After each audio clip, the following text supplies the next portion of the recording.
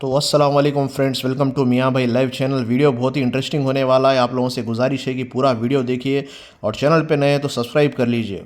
सबसे पहले सलमान खान HYC को सलाम कि इतना डेयरिंग का काम करे असदुद्दीन ओवैसी के खिलाफ खड़े होके। लेकिन सलमान भाई को ये नहीं समझे कि सिर्फ डेयरिंग से काम नहीं चलता, वहाँ पे होश भी होना पड़ता और सियासत का दिमाग भी होना पड़ता। तो जुबली हिल्स के इलेक्शंस के बाद हैदराबाद की आवाम में एक मिसाल कायम कर दी है सलमान भाई के बगैर तजुर्बे के, बगैर एक्सपीरियंस के सियासत में कुछ नहीं कर सकते। इसलिए बड़े लोग बोलते हैं कि बड़ा निवाला खाना लेकिन बड़े बड़े बातें नहीं करना। तो ध्यान से सुनिए आपके बड़े लोग क्या नसीहत दे रहे हैं। बड़ों की ग्रैंड में घुसना नहीं, आखिरी में आके फंसना नहीं। बड़ों की ग्रैंड में जाना आसान है, जब उनको आराम हो जाता, सुकून हो जाता, तो अपन आके लटक जाते बीच में, उनको पता भी नहीं चलता उन्हें पीछे लटका हुआ है। तो शायद आप लोग भी सहमत हो इस बात से कि सलीम चचा जो बोले कि पहली बात तो बड़ों की तशरीफ में घुसना नहीं और बड़े बड़े बातें करके फंसना नहीं, क्योंकि उनकी तशरीफ में घुसना तो आसान है, लेकिन जब उनको आराम हो जाता तो हमारे लिए बहुत बड़ा मसला हो जाता, जो कि अब हो रहा सलमान भाई के साथ।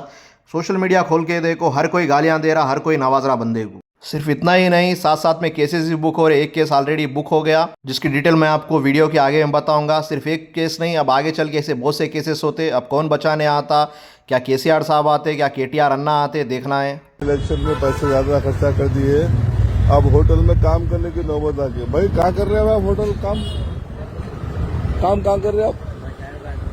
होटल, ये होटल में ये भाई, ये होटल में काम कर करके नौकरी कर करके आवाम के वास्ते काम कर रहे हैं।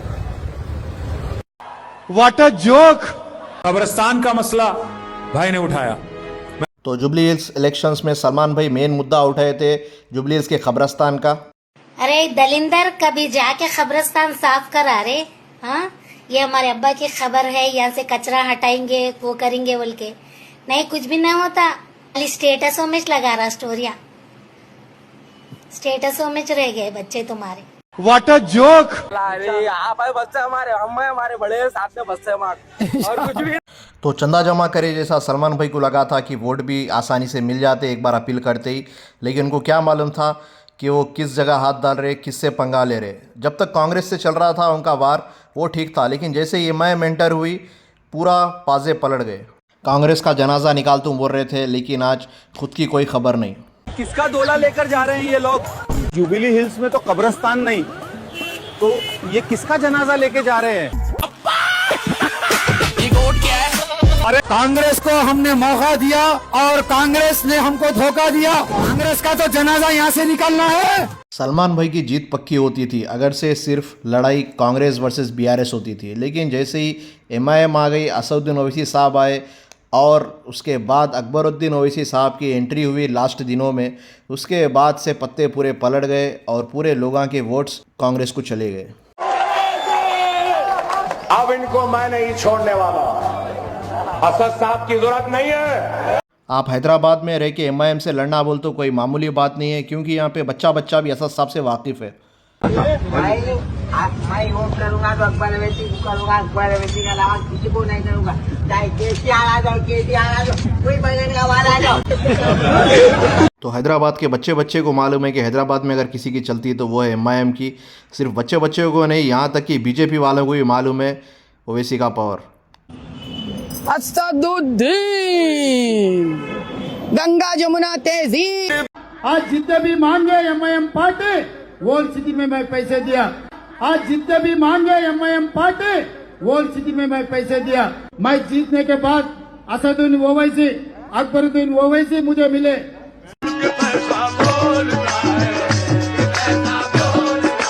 तो तेलंगाना के CM रेवंत रेड्डी अन्ना बोल रहे कि ओल्ड सिटी में MIM पार्टी जितने पैसे मांगे मैं उनको दिया। डेवलपमेंट के पैसे भाई, पर्सनल पैसे नहीं होते। आप लोग गलत इल्ज़ाम मत लगाओ और गलत बात सोचो मत। ये सिर्फ डेवलपमेंट के लिए पैसा दिया गया था, ना कि पर्सनल मफाद के लिए। झूठ बोल रहा है। पैसे लिए भी तो ऐसी क्या बड़ी बात हो गई। आजकल कौन ने ले रहे पैसे? कोई चंदा चोरी के नाम पे ले रहे, कोई गरीबों के नाम पे ले रहे, तो कोई सियासत के नाम पे ले रहे। जब दोस्त बना के काम हो सकता है पठान भाई, तो फिर दुश्मनी क्यों करें?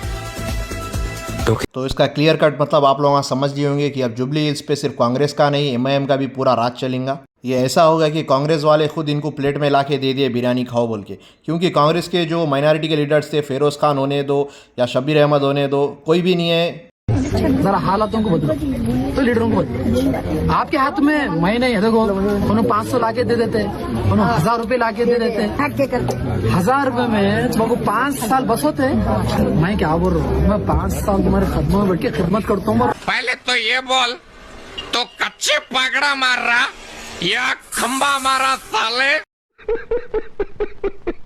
जुबली हिल्स में बीआरएस को एक मुस्लिम फेस चाहिए था जो कि सलमान खान में देखे उन लोगों, इसलिए सलमान को बिला देर के पार्टी में ज्वाइन कर लिए। लेकिन शायद उन लोगों को ये नहीं मालूम था कि सलमान के पहले के कारनामे क्या क्या है, जो फ़लस्तीन के नाम पे चंदा हो या फिर हैदराबाद में चंदा माफिया स्कैम हो, उसके बारे में शायद केटीआर को मालूम नहीं था, जिसकी वजह से उल्टा हो गया।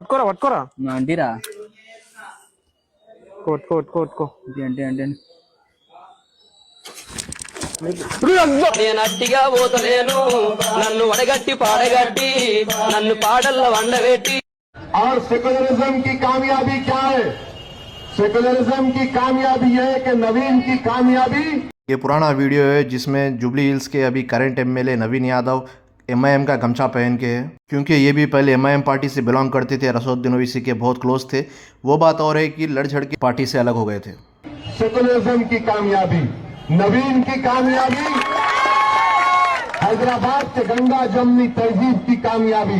तो सलमान को सोचना चाहिए था कि जिसके सर पे असदुद्दीन ओवैसी का हाथ है तो उसको कितना सपोर्ट नहीं कर सकते और कितना एड़ी चोटी का जोर लगाए थे उसको जिताने के लिए।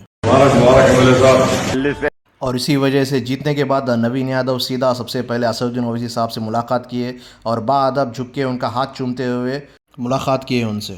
इत्तेहादुल मुस्लिमीन बच्चों का खेल नहीं है, ये सियासत हमारे घर की लौंडी है, हम उसके गुलाम नहीं हैं, समझे?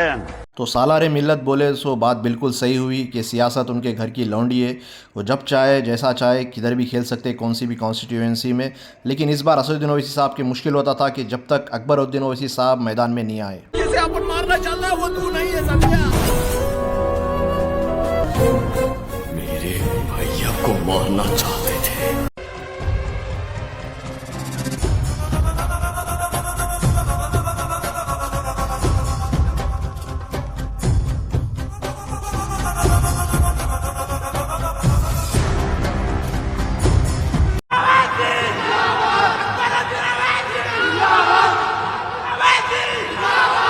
तो ये था ग्रैंड वेलकम अकबरुद्दीन ओवैसी साहब का जुबली हिल्स कॉन्स्टिट्यूंसी में। इलेक्शन कैंपेनिंग के लिए अकबरुद्दीन ओवैसी साहब लास्ट दिनों में आए थे। जुबली हिल्स की आवाम को समझ में आ गया कि अब कांग्रेस को ही जिताना है, क्योंकि एमआईएम पूरे तरह से सपोर्ट कर रही कांग्रेस को। और वो दीवाने जो समझ रहे थे कि अब तो गई मजलिस, सालार इसलिए कहते थे कि सियासत हमारे घर की लौंडी है, हम इसलिए कहते थे। और मैं बार बार क्या कहता था, जिसका काम वो बेहतर जाने, जिसका काम वो बेहतर जाने। वकालत वकील कर सकता है, बीमार को सेहत एक डॉक्टर दे सकता है, इमारत की तामीर एक इंजीनियर कर सकता है, अखबार की इशाअत एक अखबार का एडिटर और सहाफी कर सकता है। ये सुपरमार्केट को चलाना सुपरमार्केट वाला जाने, पान कैसे बनाना है वो पान बनाने वाला जाने, गाड़ी को कैसे बनाना है खराब हो गई तो वो मैकेनिक जाने, सियासत का काम सियासतदान जाने। लेकिन आज ऐसा हो गया है कि डॉक्टर कह रहा है नहीं वकालत मैं करूंगा, जाता मुवक्किल जेल में। वकील बोल रहा है नहीं बीमार का इलाज मैं करूंगा, गया मरीज हो गया। साहबी बोल रहा है कि इमारत मैं बनाऊंगा, गिर गई इमारत।